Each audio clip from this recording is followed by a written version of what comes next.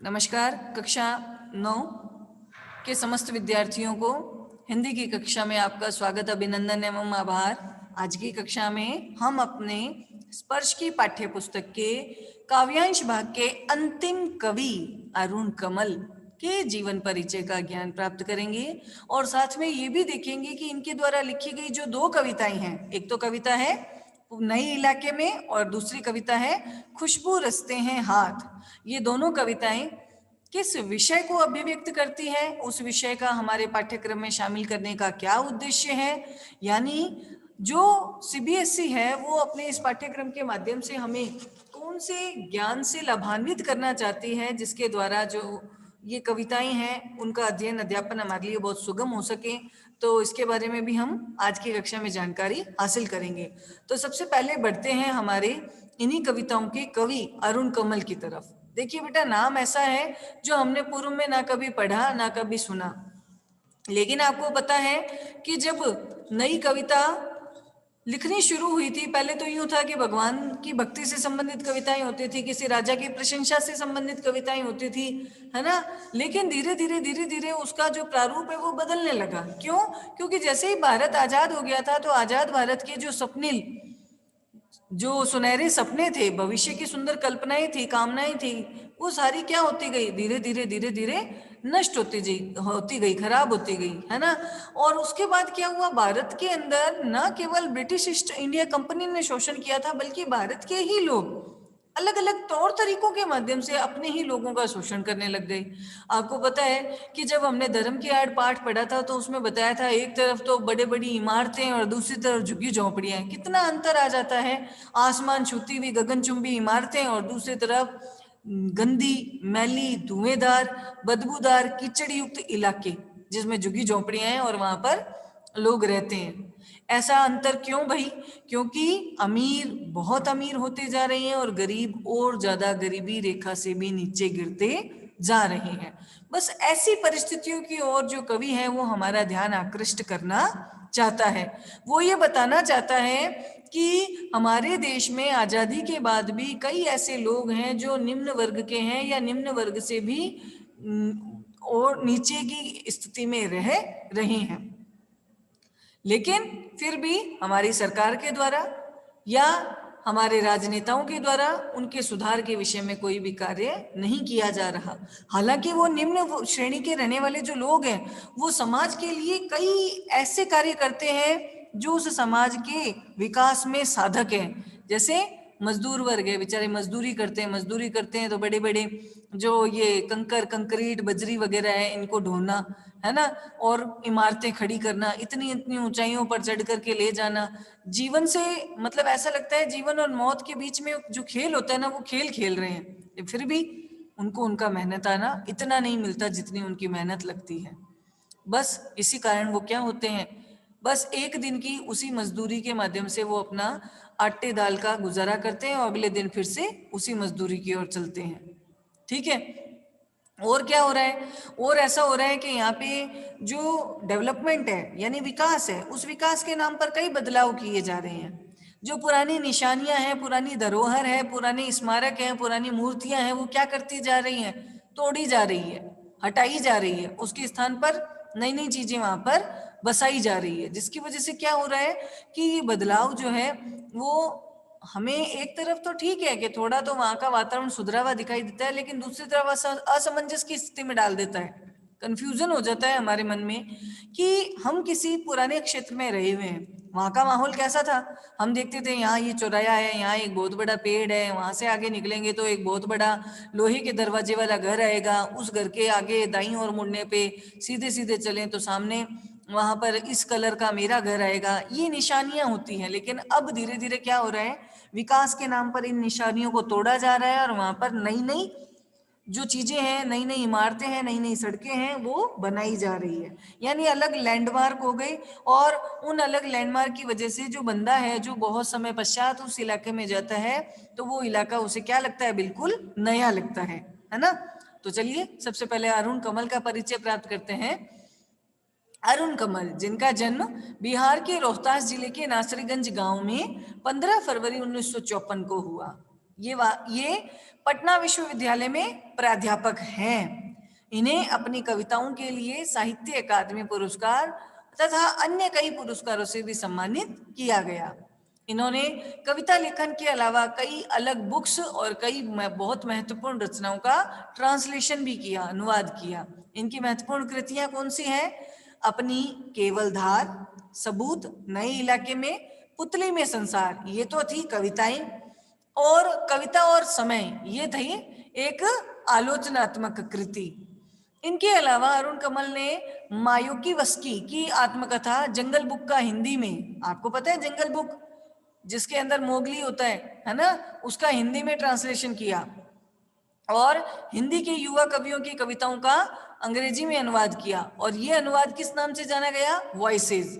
Voices के नाम से उसको उन्होंने पब्लिश करवाया।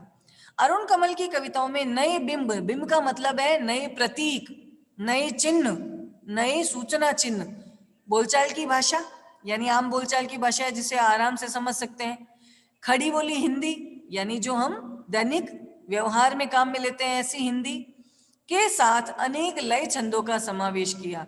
लय छंद क्या होते हैं? जिसके माध्यम से कविता को आगे की ओर बढ़ने की गति दी जाती है। इनकी कविताएं जितनी आप बीती है उतनी ही जग बीती है, ये बहुत महत्वपूर्ण बात है। और इस बात का यहाँ पर इसलिए प्रयोग किया गया है कि आप बीती यानी खुद ने तो भोगा ही है, बल्कि जग बीती यानी संसार के लोग भी उससे अपरिचित नहीं है, संसार के लोग भी उससे। हाँ जी, तो मैंने अभी आपको बताया कि उन्होंने जो है पुरानी जो जंगल बुक थी उसका हिंदी में ट्रांसलेशन किया और हिंदी की कई कवियों की कविताओं का इंग्लिश में ट्रांसलेशन किया जो वॉइसेस के नाम से प्रकाशित हुआ। अब इनकी कविताओं में नए नए प्रतीक चिन्ह। अब प्रतीक चिन्ह क्या होते हैं बेटा? बिंब। यहाँ बिंब का अर्थ है, आपको पता है पुराने कवि जैसे कई पंक्तियां लिखते थे, जैसे मैं एक उदाहरण सुना रही हूँ। मेखलाकार पर्वत अपार, अपने सहस्त्र दृग सुमन फाड़, यानी पेड़ पहाड़ जो है वो मेखलाकार है। मेखलाकार को क्या कहते हैं? जैसे जब भी आप सीनरी बनाते हो उसमें एक पहाड़, फिर उससे जुड़ा हुआ दूसरा पहाड़, तीसरा पहाड़, तो मेखला का अर्थ होता है जैसे कमर में बांधने वाली करधनी होती है उसमें ये डिजाइन आता है ऊपर नीचे वाला, बिल्कुल उसी आकार में। तो ये उन्होंने क्या किया, वहां पे एक बिंब का प्रयोग किया। लेकिन अरुण कमल ने जब नए बिंब काम में लिए, तो अभी मैंने थोड़ी देर पहले आपको बताया था लोहे का दरवाजा, है ना, बरगद का पेड़, बहुत बड़ा घर, नीले रंग का घर, ये क्या थे? नए बिंब थे। यानी आम बोलचाल में कई बार हम इन सारे प्रतीकों का प्रयोग करते हैं। भाषा भी आम बोलचाल की थी, खड़ी बोली थी। इस तरह से इन्होंने अपनी कविताओं में इनका समावेश किया। और इन्होंने वही कविताएं लिखी जो आप बीती थी, यानी जिसका इन्होंने खुद ने भी अनुभव किया था और साथ में जग बीती भी थी, यानी सारे संसार के लोगों को भी जिस बात का अनुभव हुआ था। ये सारी चीजों का इन्होंने अपनी जो है कविताओं के अंदर मेंशन किया था। फिर इन्होंने बताया कि इनकी कविताओं में जीवन के अलग अलग क्षेत्रों का चित्रण है। क्षेत्र, अलग अलग फील्ड, आर्थिक आधार पर, सामाजिक आधार पर, राजनीतिक आधार पर, है ना, हर एक अलग फील्ड का इन्होंने वहां पर वर्णन किया। इन विविधताओं के कारण इनकी भाषा में भी क्या आ गई? विविधता आ गई। ये बड़ी कुशलता और सहजता के साथ जीवन प्रसंगों को अपनी कविता में व्यक्त करते हैं। और इनकी कविता में वर्तमान शोषण मूलक समाज के खिलाफ आक्रोश, नफरत और उसे बदल करके एक ऐसी नई मानवीय व्यवस्था का निर्माण करना, इनकी एक आकुलता सब जगह दिखाई देती है। जैसा मैंने आपको बताया, एक तरफ बड़ी बड़ी इमारतें और एक तरफ झुग्गी झोंपड़ियां, एक तरफ सारी सुविधाओं वाला जीवन और एक तरफ बेचारे एक टाइम की या एक समय की रोटी भी उसको नहीं मिल पाती। ये क्या है? ये बहुत बड़ा डिफरेंस है। ये भेद क्यों आया? हमारे ही लोगों के द्वारा अपने ही संबंधित भाई लोगों का क्या किया जा रहा है? शोषण किया जा रहा है। उसके बदले में उनको पूरा मेहनताना नहीं दिया जा रहा, जानवरों की तरह काम वसूला जा रहा है, लेकिन उसके बारे में उनकी पूर्ति नहीं की जा रही। तो वो अरुण कमल अपनी कविताओं में ऐसा सोचते हैं कि उसके खिलाफ उस स्थिति को बदलकर एक नई स्थिति लाना, क्रांति कर देना। तो हमारे यहाँ पर दो कविताएं हैं, एक तो नए इलाके में और दूसरी है खुशबू रचते हैं हाथ। ठीक है, तो हमारे पाठ्यक्रम में क्या किया गया है, इन दोनों में से किसी एक कविता को शामिल किया गया है। तो सबसे पहले पाठ परिचय का हम ज्ञान हासिल कर लेते हैं। तो जैसे यहाँ कविता दी गई है नए इलाके में, मैंने अभी आपको बताया कि इलाके नए कैसे हो जाते हैं, क्योंकि वहां जितने पुराने लैंडमार्क थे उनको हटा करके वहां नए लैंडमार्क बना दिए जाते हैं। इसलिए क्या होता है कि बहुत समय बाद जब हम उस क्षेत्र में जाते हैं, उस एरिया में जाते हैं, तो हमें सारा का सारा क्या लगता है, नया डेवलपमेंट होता है, तो माहौल पूरा का पूरा बदला हुआ दिखाई देता है ना। तो यहाँ लेखक यानी अरुण कमल, उन्होंने अपनी इस कविता में क्या बताया है, कवि कहते हैं कि नई इलाके में ये जो कविता है एक ऐसी दुनिया में प्रवेश का आमंत्रण है जो एक ही दिन में पुरानी पड़ जाती है। यानी ऐसा लगता है जैसे एक दिन बाद अगर उसके अंदर आप एंटर होगे ना, प्रवेश करोगे ना, तो वो सारा एक अलग ही दृश्य देगी। यानी उस एरिया का ऐसा डेवलपमेंट होता है कि एक ही दिन में वो क्या बन जाता है, हमें पुराना लगने लगता है। यह इस बात का बोध कराती है कि जीवन में कुछ भी स्थायी नहीं है। सही है बेटा, ये वास्तव में इन्होंने इस साधारण से कविता के माध्यम से बहुत बड़ी बात कह दी। जीवन स्थायी नहीं है ना। जीवन में क्या है, नश्वरता है। आप एक चीज अभी खरीद करके लाओगे, 1 साल चली, 2 साल चली, 5 साल चली, 10 साल चली, धीरे धीरे क्या होएगा, उस चीज का हास होने लगेगा, वो पतन की ओर जाने लगेगी, धीरे धीरे खराब हो जाएगी। उसी तरह से आपने नया घर बनाया, 20 साल हो गए, 50 साल हो गए, धीरे धीरे उस घर में भी क्या जरूरी होने लग जाएगा, थोड़ा थोड़ा कंस्ट्रक्शन कराना, थोड़ी मरम्मत कराना जरूरी हो जाएगी, है ना। तो कोई भी चीज जो है ना वो यहाँ स्थायी नहीं है, उसमें या तो उसका नाश होता है और उसकी जगह नई चीज बनती है। उसी तरह से हमारा जीवन भी स्थायी नहीं है। बच्चा पैदा होता है, उसका बचपना आता है, फिर किशोर अवस्था आती है, फिर उसकी जिम्मेदारियां बढ़ती है, उसका विवाह आता है, गृहस्थी का जीवन होता है, और फिर धीरे धीरे जब उसके खुद के बच्चे होते हैं तो वो धीरे धीरे क्या होता है, वृद्धावस्था की ओर जाने लगता है, और एक दिन ऐसा चरम आता है जिस दिन उसका जीवन का नाश हो जाता है। यानी जीवन में कुछ भी स्थायी नहीं है। इस पल पल बनती बिगड़ती दुनिया में हमें यादों के भरोसे नहीं जीना चाहिए, बल्कि कुछ नया करना चाहिए, ये सीख देती है कविता नए इलाके में। और हमें अब जो हमारे पाठ्यक्रम में पढ़नी है और जिसका ध्यान रखना है वो है कविता खुशबू रचते हैं हाथ। बेटा, मैंने अभी आप लोगों को बताया कि हमारे स्वतंत्र भारत में भी जो हमारे भारत के लोग हैं वही अपने जैसे भारतीय भाई बंधुओं का शोषण कर रहे हैं। जबकि वो भाई बंधु कैसे हैं, वो समाज के लिए ऐसे ऐसे काम करते हैं जिसके द्वारा समाज जो है विकास के आगे अलग अलग स्तरों को छू रहा है, आगे बढ़ रहा है। लेकिन उनका जीवन जस का तस है, उनका जीवन शोषण से युक्त है, उनका जीवन गरीबी रेखा से नीचे है, वो बहुत ज्यादा कमियों में जी रहे हैं। तो दूसरी कविता खुशबू रचते हैं हाथ इन्हीं सामाजिक विषमताओं को बेनकाब करती है। इसको जरूर रेखांकित कीजिए बेटा, महत्वपूर्ण पंक्ति है और आपके प्रश्न का उत्तर भी यहाँ बनता है। क्या कहते हैं कि जो खुशबू रचते हैं हाथ कविता ये सामाजिक विषमताओं को बेनकाब करती है, और लेखक कह रहा है ये किसकी और कैसी कारस्तानी है। यानी इसके पीछे कारण कौन है भाई, किसके हाथ हैं, यानी कौन लोग हैं जो ये काम कर रहे हैं। यानी इस किसके वर्ग समाज में सौंदर्य की सृष्टि कर रहा है। यानी ये वर्ग वही है जो इस समाज में सौंदर्य यानी इस समाज की सुंदरता को बढ़ा रहा है, लेकिन फिर भी हम क्या कर रहे हैं, इसको खराब करने की कोशिश कर रहे हैं। ये ऐसा वर्ग है जो इस समाज को खुशहाल बनाता है, लेकिन वही वर्ग बेचारा क्या है, अभाव में, गंदगी में जीवन बसर कर रहा है। लोगों के जीवन में सुगंध बिखेरने वाले हाथ, अब टाइटल देखना, खुशबू रचते हैं हाथ, यानी एक ऐसी चीज का निर्माण करते हैं जिससे उस माहौल में क्या हो जाती है, खुशबू ही खुशबू हो जाती है, बहुत अच्छी सुगंध फैल जाती है। यही खुशबू बिखेरने वाले, सुगंध बिखेरने वाले हाथ भयावह स्थितियों में अपना जीवन बिताने के लिए मजबूर है। यानी भयावह, डरावनी, जीवन के लिए खतरे वाली स्थितियों में अपना जीवन बिताने के लिए मजबूर है। बताइए क्या विडंबना है। विडंबना यानी दुर्भाग्यशाली बात है क्या, कि खुशबू रचने वाले ये हाथ दूर दराज के सबसे गंदे और सबसे बदबूदार इलाकों में अपना जीवन बिता रहे हैं। स्वस्थ समाज के निर्माण में इनका योगदान है, लेकिन फिर भी ये उपेक्षित हैं। उपेक्षित होना, अपमानित होना, जिनको अधिकारों से वंचित कर दिया जाए। तो कवि हमें हमें कह रहे हैं, सोचने के लिए हमें ये प्रेरित कर रहे हैं, आखिर कब तक, यानी ये परिस्थितियां कब तक रहेगी कि जो वर्ग इस समाज की सुंदरता को बढ़ाता है, इस समाज के अंदर सुगंध बिखेरता है, वही वर्ग इतने अभावों में जी रहा है। आखिर क्यों और कब तक ऐसा होगा। यानी हमारे राजनेता, हमारी राजनीति, हमारी सरकार ये बड़ी बड़ी योजनाएं लाते हैं, लेकिन इस वर्ग की ओर कोई ध्यान नहीं दे रहा है। अगर ध्यान भी दिया जाए तो उसी समाज के जो धनी लोग हैं, जिनके पास खूब पैसा है, वो क्या करते हैं, इन लोगों का किसी ना किसी बहाने से कोई ना कोई जो है तरीका अपना करके उनका शोषण करते हैं। अपना काम निकलवा लिया और इनको बदले में जो मजदूरी है वो बहुत ही कम दे देना, जिसकी वजह से क्या होएगा, मेहनत तो इनको पूरी करनी पड़ती है। क्या पता कई बारी क्या होता है, आपको पता है कि अलग अलग पुल बनवाए गए, वहां पर इतनी बड़ी बिल्डिंग, इतना बड़ा शॉपिंग मॉल खुलवाया गया, लेकिन वहां जब कंस्ट्रक्शन करने वाले मजदूर थे और बहुत खराब क्वालिटी की वजह से, मटेरियल अच्छा नहीं होने की वजह से वो बिल्डिंग गिर गई, वहां बेचारे 7 मजदूर मर गए।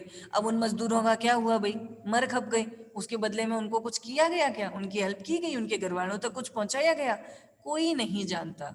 यानी वो आज भी क्या है, अभावों में जी रही हैं। तो टाइटल क्या है, खुशबू रचते हैं हाथ। ध्यान दीजिएगा बेटा, कविता का हमने परिचय पढ़ लिया, लेकिन कविता क्या कहती है, कविता बताती है खुशबू रचना। खुशबू क्या होती है, सुगंध।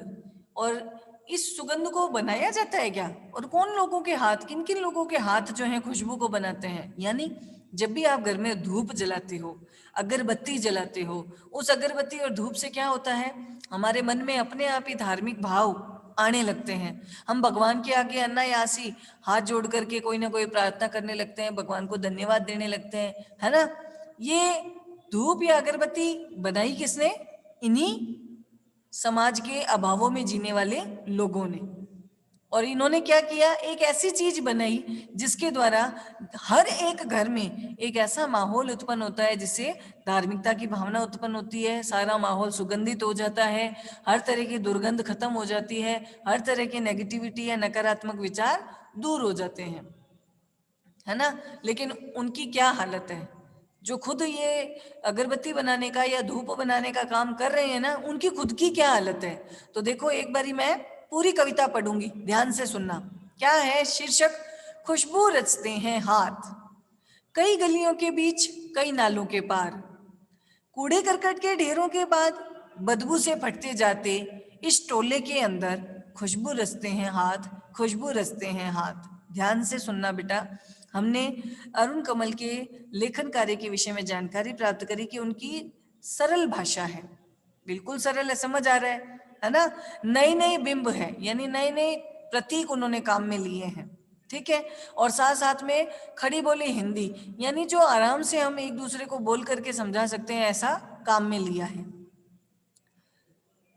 स्पष्ट स्पष्ट शब्द पता चल रहा है, देखो कई गलियों के बीच, यानी कई गलियों को पार करने के बाद बीचों बीच, बिल्कुल मध्य में, कई नालों के पार, उन गलियों में अलग अलग नालियां जो आती हैं, उन नालियों को पार करने के बाद, कूड़े करकट के ढेरों के बाद, और उससे भी कूड़े करकट के जो ढेर लगे हुए हैं उन गलियों में, उनको पार करने के उपरांत बदबू से फटते जाते इस टोले के अंदर, यानी इतनी दुर्गंध वहां फैली हुई है कि कई लोगों का समूह वहां है, लेकिन फिर भी दुर्गंध की वजह से बहुत दिक्कत आती है, लेकिन फिर भी खुशबू रचते हैं हाथ, खुशबू रचते हैं हाथ। लेकिन जो वो लोगों का समूह है, वो खुशबू रचने का कार्य करते हैं, अर्थात अगरबत्तियां बनाने का काम करते हैं। दोबारा से देखिए, सरल और सहज भाषा है बेटा, और इतना लय काम में लिया है कि थोड़ा बहुत जो है तुकबंदी मिल रही है। देखो कैसे मिल रही है, कई गलियों पे के बीच, कई नालों के पार, कूड़े करकट के ढेरों के बाद, यहाँ तक बदबू से फटते जाते इस टोले के अंदर खुशबू रचते हैं हाथ, यहाँ तक बाद और हाथ, इस तरह यहाँ पे थोड़ी बहुत लय और तुकबंदी मिल रही है। कवि अरुण कमल ने सामाजिक विषमता को बेनकाब करते हुए पाठक वर्ग को जागृत करने का प्रयास किया है और बताया है कि अगरबत्ती निर्माण करने वाले लोगों का समूह कहाँ मिलेगा, कि जो सुविधा युक्त लोगों का इलाका है, जहाँ बड़ी बड़ी इमारतें हैं, उनकी कई गलियों को पार करके, उन गलियों में आने वाले नालों को पार करके, कूड़े करकट के ढेरों को त्याग करके जब आगे निकलते हैं, तो अगरबत्ती निर्माण करने वाले लोगों का समूह बदबू यानी दुर्गंध से परिपूर्ण वातावरण में रहने के लिए मजबूर हैं। अब इसमें थोड़ा बहुत आप अपने शब्दों का, अपनी कल्पनाओं का समावेश करोगे। क्या कहते हैं, देखो, एक तरफ है सुविधा युक्त जीवन जीने वाले लोगों की इमारतें, घर, और दूसरी तरफ है गंदगी में या बदबू भरे माहौल में जीवन जीने वाले लोग। तो जो सुविधा युक्त जीवन जीने वाले लोग हैं, उनकी कई गलियों को पार करके, कई नालों को पार करके, कूड़े करकट के ढेरों को पार करके या त्याग करके जब आगे बढ़ते हैं, तो वहाँ समूह में, टोले में यानी समूह में लोग दिखाई देते हैं। और वो रहते कहाँ हैं, बदबू युक्त यानी दुर्गंध युक्त माहौल में, जहाँ एक पल भी खड़ा होना मुश्किल है। और वहाँ रहते हुए ये लोगों के समूह जो हैं, ये अगरबत्ती निर्माण करने का कार्य करते हैं, और अगरबत्ती निर्माण के द्वारा ये हर जगह पे खुशबू बिखेरने का काम करते हैं। यहाँ तक हमने एक पद्यांश का आज की कक्षा में अनुवाद किया। तो बेटा आज की कक्षा में एक बार ही इतना पर्याप्त है।